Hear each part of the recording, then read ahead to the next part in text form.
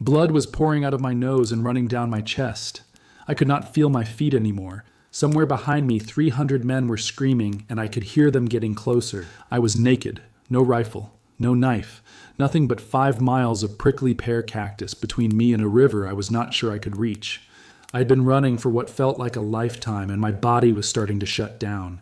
One warrior was faster than the rest. I could hear him breathing. What I did in the next 30 seconds is the reason I am able to tell you this story. But to understand why I was running naked across that plain in the first place, I need to take you back to the moment I made the worst decision of my life, or the best one. I still have not figured out which. My name is John Colter. I was 34 years old the day they stripped me down and told me to run. I had spent 3 years crossing this continent with Lewis and Clark, and another 2 years trapping alone in country no white man had ever seen. The Jefferson River, Montana. The nearest American outpost was 11 hard days of walking to the east. The Blackfeet Confederacy had already killed trappers on this stretch of water, and they were not finished. The year was 1808. A letter from this place could not reach St. Louis for 4 months.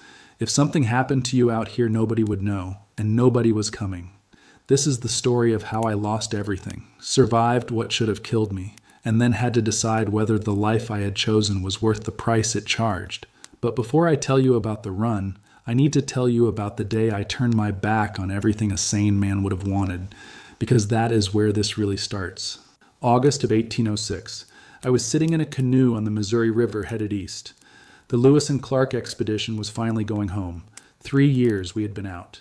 33 of us had walked to the Pacific Ocean and back. We had crossed the Rocky Mountains. We had nearly starved in the Bitterroots. We had lost 1 man to a burst appendix, and that was it. 1 man out of 33. We were weeks from St. Louis, weeks from back pay, hot meals, real beds, and the kind of welcome you read about in newspapers. I had earned that welcome. I want to be clear about that. I had hunted for the expedition when no one else could find game. Lewis and Clark sent me out alone ahead of the main party more times than I could count, because they trusted me to come back with meat or information or both. I had earned every dollar of my back pay and every handshake waiting for me in St. Louis. Then we rounded a bend in the river and saw 2 men in a canoe headed the other direction, upstream, into the wilderness we had just crawled out of. Their names were Forrest Hancock and Joseph Dixon, fur trappers. They wanted beaver pelts, and they were heading into the richest beaver country on earth. They needed someone who knew the land. They looked at me. I want you to think about something before I tell you what I did next. You know that moment when everything you have been working toward is right there in front of you, close enough to touch, and something pulls you the other way. Not something you can explain. Not something that makes sense on paper. Just a pull. Like the country itself had reached out and grabbed the back of my shirt. That is where I was. St. Louis downstream. The unknown upstream. Everything safe in one direction. Everything uncertain in the other. I asked Captain Lewis for permission to be discharged early. He looked at me a long time. Then he said yes. Every man in the expedition shook my hand. Some of them thought I was crazy. They were probably right. August 15th, 1806. I watched 32 men paddle away toward home. I stood on the bank of the Missouri River with a rifle, a knife, a tomahawk, a powder horn, and a 30-pound pack. That was everything I owned in the world. I turned around and walked back into the mountains. I did not know it then, but I had just set into motion everything that would happen to me over the next 4 years. Every mile I walked, every scar I carry, every night I spent alone in country that wanted me dead. To understand why I survived what was coming, you need to know what kind of man was standing on that riverbank. And that part of the story goes back a long way. I grew up on the Virginia frontier. By the time I was 15, I could track a deer through hard ground and drop it at 200 yards with a long rifle. I moved to Kentucky and spent 10 years in timber so thick you could not see the sun at midday. I learned to read the woods the way some men read books. A broken twig, a scuffed rock. The way birds go quiet before something big moves through the brush. By the time Lewis and Clark found me, I had been living closer to the animal world than the human one for most of my adult life. That is not something you choose. It is something you discover about yourself, and once you know it, you cannot unknow it. One winter in Kentucky, I tracked a wounded elk for 3 days through a blizzard. Found it dead in a ravine. I was so far from anywhere I had to butcher it in the snow and carry the meat out on my back in 4 trips. Each trip took a full day. I did not see another person for 2 weeks. I was not bothered by that. That should tell you something. 20 years of that country, and I thought nothing could surprise me. I was about to find out how wrong that was. The partnership with Hancock and Dixon fell apart inside of 6 weeks. Turned out wanting to trap beaver and being able to survive while doing it were two different things. They went their way, I went mine. And for the first time in my life, I was truly alone in the northern Rockies with no expedition behind me, no resupply coming, and no plan except to keep moving and stay alive. Winter of 1807. Manuel Lisa, a fur trader out of St. Louis, had built a small outpost called Fort Raymond at the mouth of the Bighorn River. I found it, or it found me. Lisa needed someone to make contact with the Crow Nation and bring them into trade. He looked around his fort at the men he had, and then he looked at me. He asked me to walk 500 miles through the frozen Absaroka Mountains, alone, in winter, on snowshoes, carrying a 30-pound pack of trade goods in my rifle, find the Crow, convince them to come trade at his fort, then walk back. I said yes. I want you to understand something about cold. Real cold. The kind of cold that settles into the northern Rockies in January and does not leave until April. It is not uncomfortable. Uncomfortable is the wrong word entirely. It gets inside the structure of your body and starts changing things. Your thoughts slow down. Your hands stop being your hands. Your feet become something you have to manage like a separate problem that is attached to the rest of you. You stop being a person and you become a system that needs fuel and heat and movement, or it stops working. That is where I was for 3 months. A system. Trying to keep the system running. I walked 500 miles on snowshoes through mountains no white man had ever crossed. Some days I made 15 miles. Some days I made 3. The snow was waist deep in the passes, and the wind cut through my buckskins like they were made of paper. I ate what I could kill, and some days that was nothing. I chewed on strips of dried elk hide to keep something in my stomach. And then one afternoon in late January, I came over a ridge and looked down into a valley that did not make sense. The ground was steaming, not in one place, everywhere. Columns of white vapor rising out of the snow like the earth was breathing. I could smell something sharp and rotten. Sulfur, like someone had cracked open the ground and let the underworld leak through. There were pools of gray mud bubbling and spitting, water shooting straight up out of holes in the rock 20 feet in the air. The snow was melted in wide circles around these vents, and the ground underneath was bright yellow and orange, colors that had no business being in a frozen mountain range in January. I stood there for a long time. I did not move. I had seen a lot of strange things in the wilderness, but I had never seen anything like this. The earth was alive under my feet. I could feel it vibrating through my moccasins. The air was warm in places and freezing in others, and the boundary between them was sharp enough that you could stand with one hand in summer and one hand in winter. I did not know it then, but I was the first white man to see Yellowstone. When I eventually told people about this place, they laughed at me, called it Colter's Hell, said I had gone crazy alone in the mountains, said a man who spends that much time by himself starts seeing things that are not there.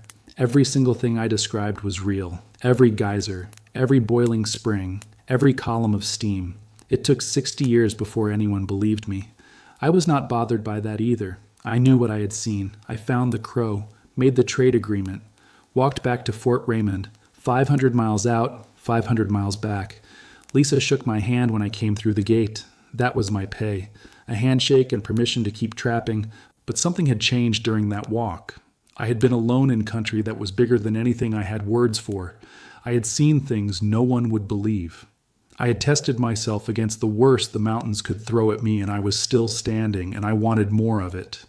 That want is what put me on the Jefferson River in the fall of 1808. That want is what nearly killed me. I have thought about this a great deal over the years, and I still cannot tell you whether it was courage or stupidity. Maybe there is less distance between those two things than a man would like to admit. The Jefferson River, October 1808. I was trapping with a man named John Potts. We had been working the river for a week, setting beaver traps in the shallows at dawn and collecting them at dusk. The country was beautiful in a way that could make you careless. Cottonwoods turning gold along the banks, elk moving through the meadows in herds of 50, the river running cold and clear over smooth stones. We knew the Blackfeet were in this country. We knew they had killed trappers before.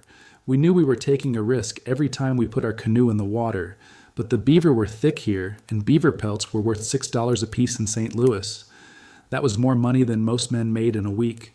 Greed will put you in places that common sense would keep you out of. I am not going to pretend otherwise.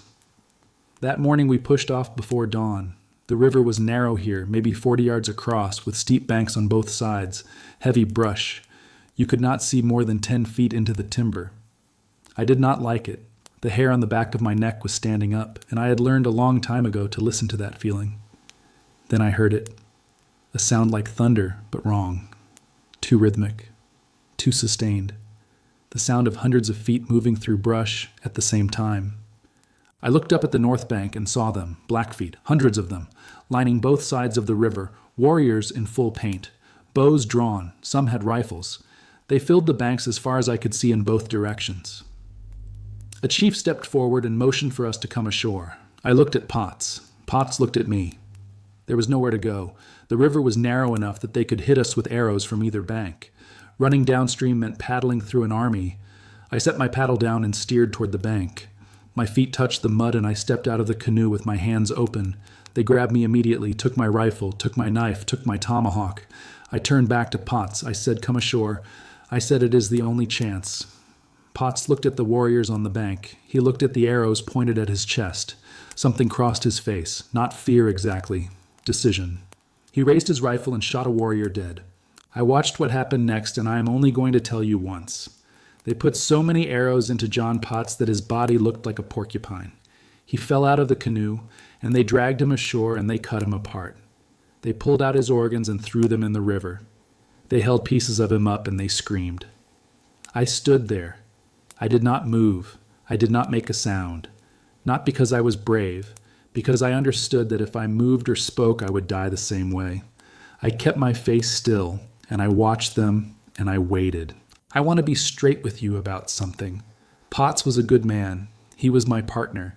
We had trapped together and slept next to the same fire and watched each other's backs in country where that was the only thing keeping you alive. He made a decision in that canoe that I would not have made. But I understand why he made it.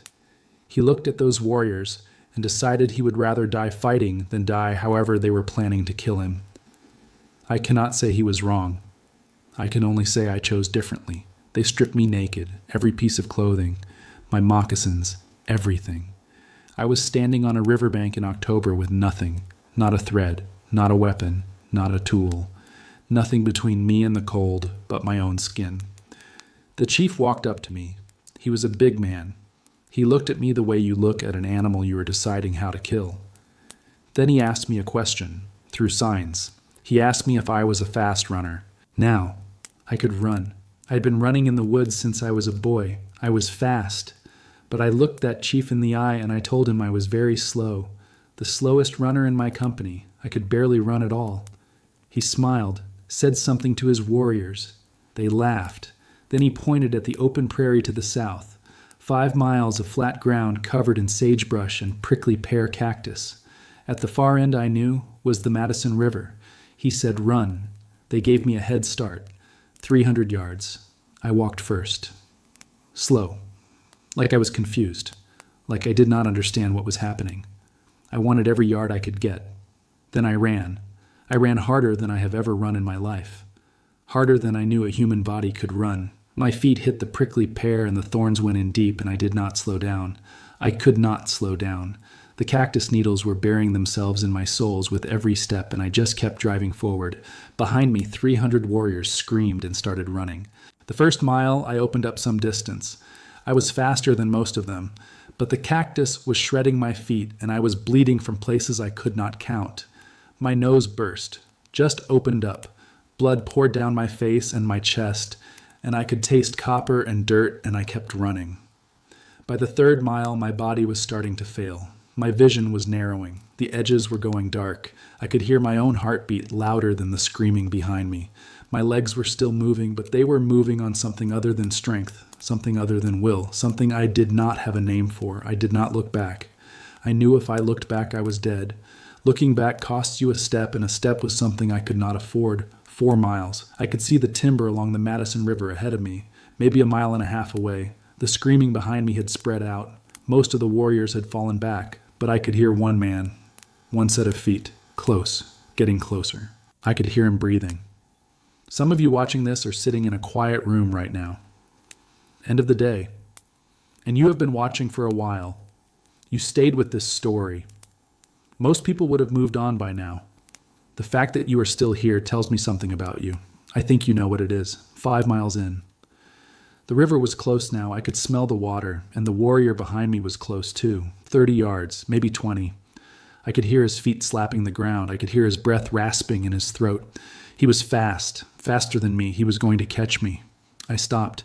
I have thought about that decision more than any other decision in my life. I do not know where it came from. Something in me said stop and turn around, and I did. I planted my feet on that bloody ground, and I spun around and I faced him. He was not expecting it. He was running full speed, and suddenly the thing he was chasing was no longer running. It was standing there looking at him. It surprised him so badly that he tried to stop and throw his spear at the same time, and he stumbled. He went down. The spear hit the ground and the shaft snapped. I grabbed the spearhead, the broken half. It was slick with my own blood, and I almost lost it. I got both hands on it, and I drove it into him. I pinned him to the ground. He looked up at me, and I looked down at him, and then his eyes stopped seeing. I pulled the spear point out. I took his blanket, and I ran. The rest of the warriors had seen what happened. The screaming changed. It got louder. It got angry. I had maybe 200 yards on them now, and the river was right there. I crashed through the timber and hit the water, and the cold of the Madison River was like being stabbed in every part of my body at once. October, snowmelt. The kind of cold that locks your chest and makes breathing a conscious decision. I went under, and the world went silent. I swam upstream. I stayed under as long as my lungs would let me. When I came up, I was looking at a beaver lodge.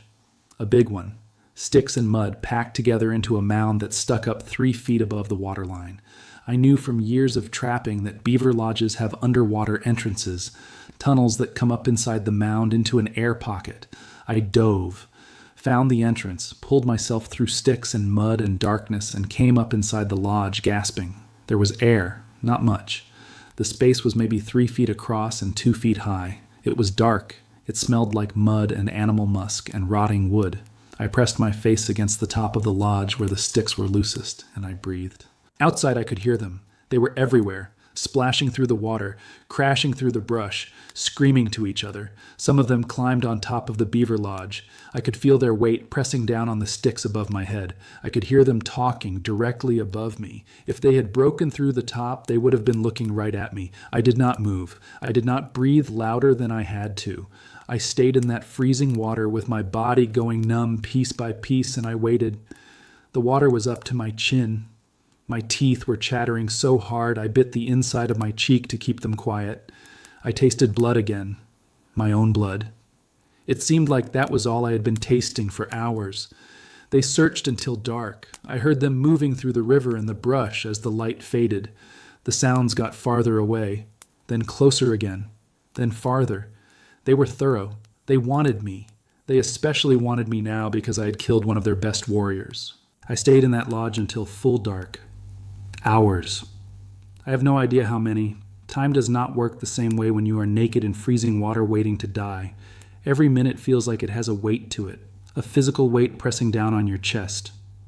When I was sure they were gone, I pulled myself out through the underwater entrance and surfaced in the dark river.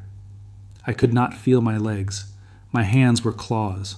My feet were so torn up that standing on the river rocks felt like stepping on broken glass. I climbed out on the far bank and I looked south. Fort Raymond was 200 miles away. I started walking. I had no clothes, no shoes, no weapon, except a broken spearhead, no fire steel, no food. It was October in Montana and the nights were dropping below freezing. The first 2 days I walked on feet so swollen with cactus thorns that every step felt like walking on hot coals.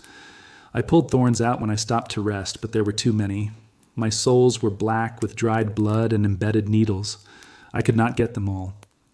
I ate roots, prairie turnips. I dug them out of the ground with the spearhead and my raw fingers. They were bitter and starchy, and they kept me alive.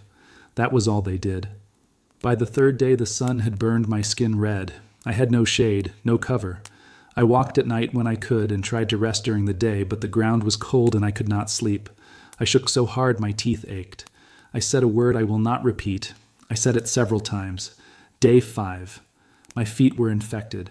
I could smell them before I looked at them. The skin between the thorns was split and weeping. My toenails were black. I limped on the outside edges of my feet to avoid putting pressure on the worst spots, and that made my ankles swell. I kept walking. Day 7. I found a bison carcass that wolves had mostly finished with. There was enough meat left on the bones to eat. I did not cook it. I had no fire. I sat in the dirt next to a dead bison and ate raw meat with my bare hands, and it was the best meal I had ever had. I want you to understand something about being alone like that. With nothing, no tools, no clothes, no fire. You stop being a man in the way you normally think of a man. You become an animal. And I do not mean that in a poetic way. I mean you start thinking like an animal. Where is food? Where is water? Where is shelter? Where is danger?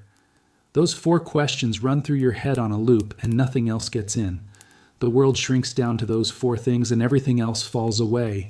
Your name, your history, the people you have known, all of it drops off like dead weight, and you are left with something very old and very simple at the center of yourself. And that thing is harder than you think it is. It is harder than I thought it was. Day 9. I crossed a creek and found a stand of willows thick enough to break the wind. I built a nest in the middle of them, packed dead leaves and grass around myself. It was not warm, but it was less cold. I slept for a few hours, real sleep. When I woke up, there was frost on my eyelashes, and a hawk was sitting in the willows 10 feet away watching me.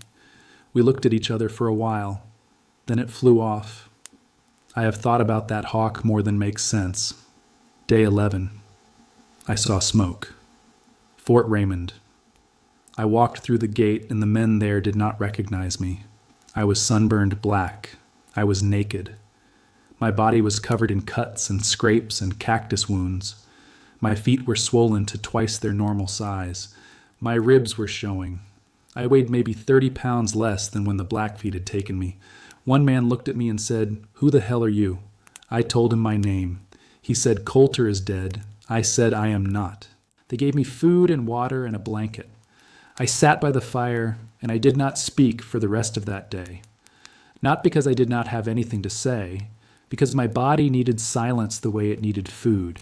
It needed to stop and be still and not have to solve anything for a few hours. Left hand, working, but stiff in the mornings for the rest of my life. Feet, scarred so deep the calluses never fully covered the damage. 3 toenails never grew back. Hearing on my right side, diminished from the cold, ribs visible for months after. Weight came back slowly, never all the way. That was the cost. I could live with it. I recovered at Fort Raymond through the rest of that fall and into the winter. The men there wanted to hear the story. I told them once. I did not tell it again for a long time. Here's what you would expect me to say next. You would expect me to say I learned my lesson, that I had pushed too far and the wilderness had pushed back and I was done, that I would head east to St. Louis and find a warm bed and a safer life. That is not what happened. By spring of 1809, I was trapping again. I need to tell you why, because I did not fully understand it myself at the time.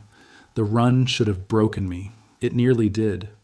But somewhere in those 11 days walking naked across Montana, something settled inside me. The worst thing that could happen had happened, and I had survived it, not with skill, not with planning, with something more basic than that, something that was in me before I had a name for it. The country had tried to kill me, and I had refused. And after that, the country felt different. It felt like mine, not in the way a man owns a farm, in the way a man belongs to a place that has tested him completely. I am still getting to that question I asked you at the beginning, the one about whether turning around on the Missouri was the worst decision I ever made or the best one. That answer is coming. I have not forgotten. The next 2 years, I trapped the Northern Rockies with a freedom that is hard to describe to someone who has not felt it. I went where I wanted. I stayed as long as I wanted. I answered to no one. My body had become something efficient, lean, hard.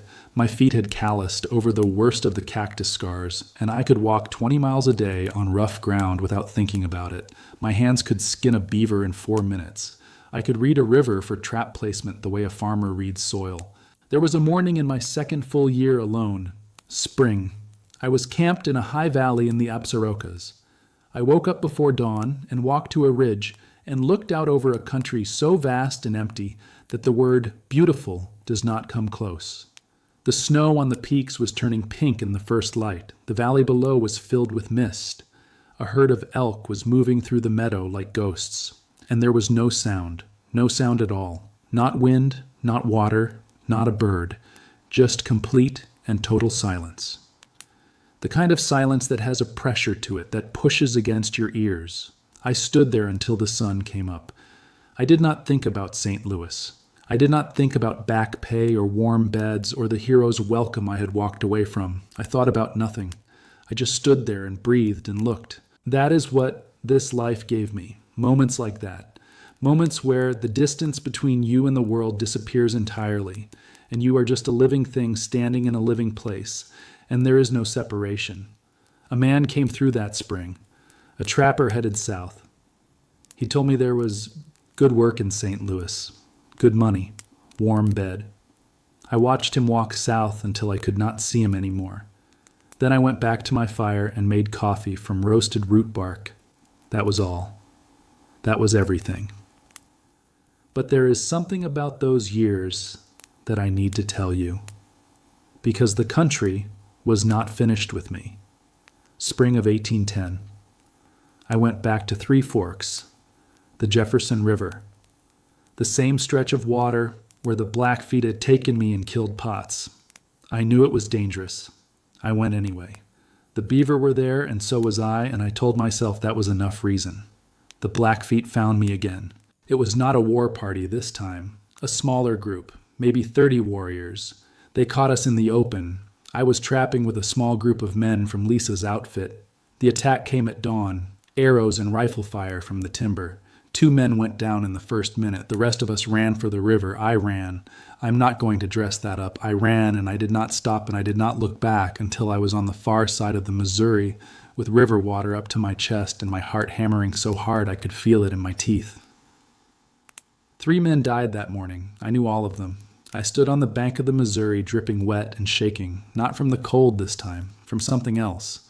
The feeling a man gets when his luck runs out and he knows it. When the weight of all the close calls and near misses and improbable survivals adds up to a number that feels final. I said something that day that I meant with every fiber of my body. I said I will leave this country day after tomorrow, and damned if I ever come to it again.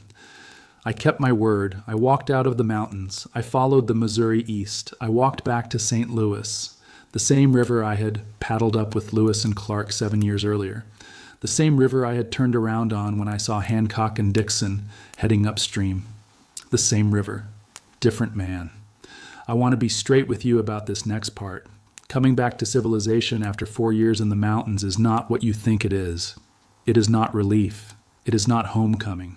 It is more like putting on a coat that used to fit and finding out your shoulders have changed shape. St. Louis was loud. It smelled like smoke and sewage and too many people in too small a space.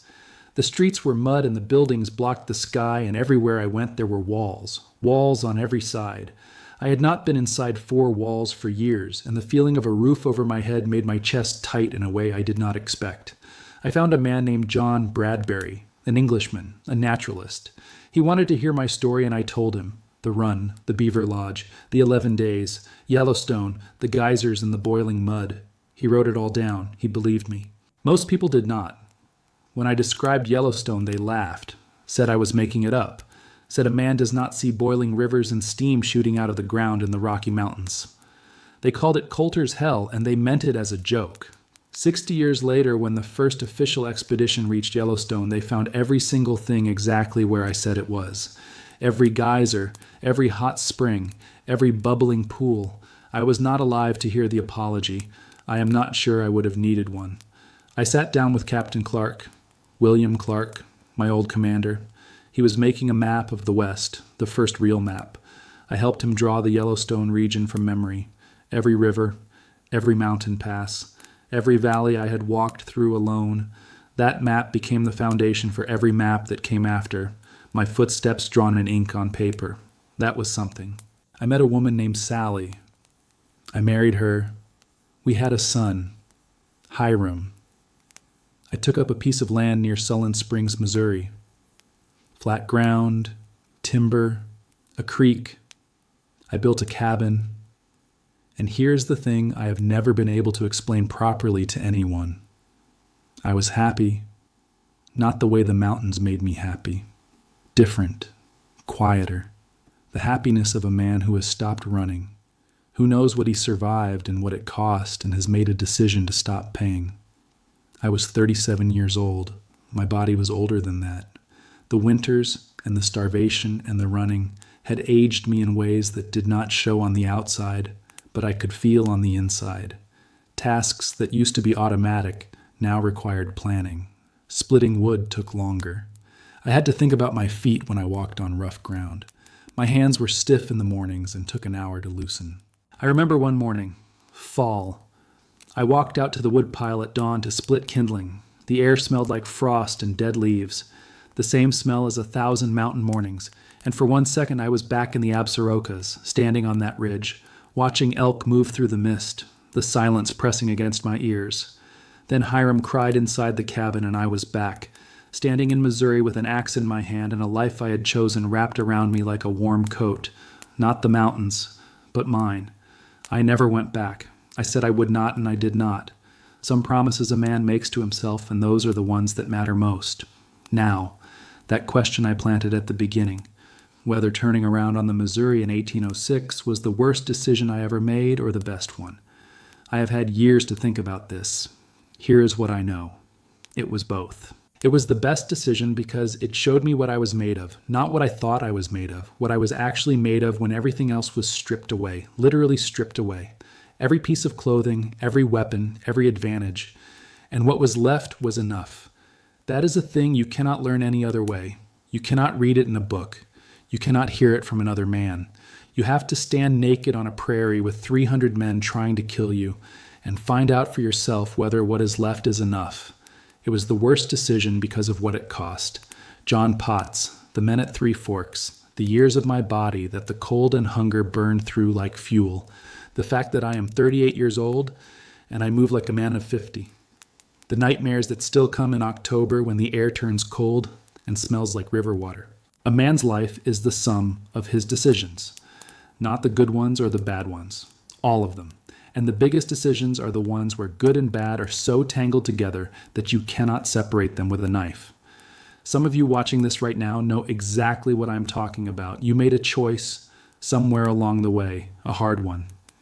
And you have spent years turning it over in your head trying to decide if it was right, not whether it worked out, whether it was right. Those are different questions, and the second one does not have a clean answer. I know that. You know it too. I died on a spring day in Missouri. I was 38 years old. Jaundice took me, a disease of the liver.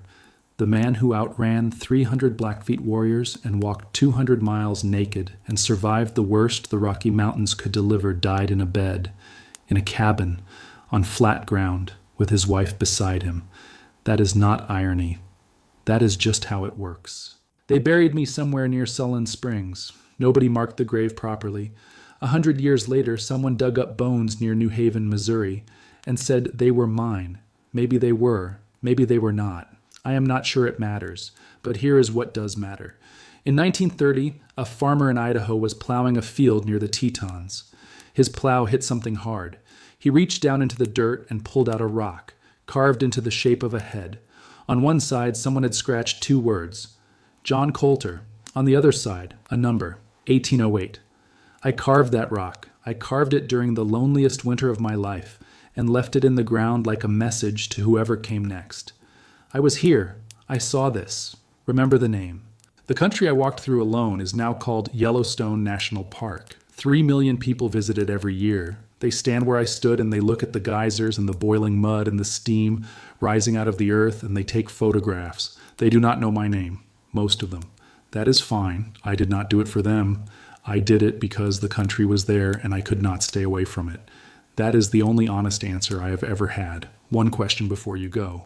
Was there a moment in your life when you had safety in one hand and the unknown in the other, and you chose the unknown? You do not have to explain it. Just write yes or no. There is another man I want to tell you about. He went into the wilderness 30 years after I did. He stayed longer. What happened to him out there makes my story look simple. His name was Hugh Glass, and his story starts with a grizzly bear, John Colter, the first mountain man. Remember the name.